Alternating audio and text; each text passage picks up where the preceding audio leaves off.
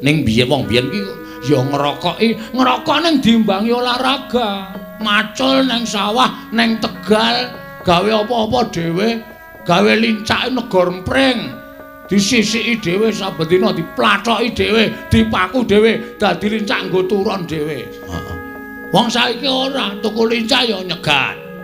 Ling ngenyange ndase atos.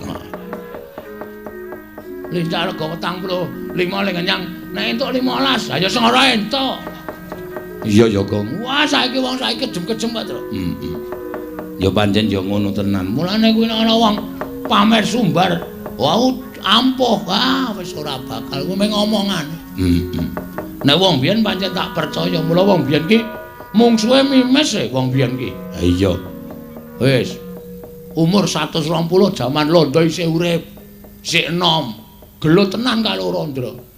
Ya petel-petelan tenan. Lha ya digdaya tenan. Oh iya ya Gong. Ah iya.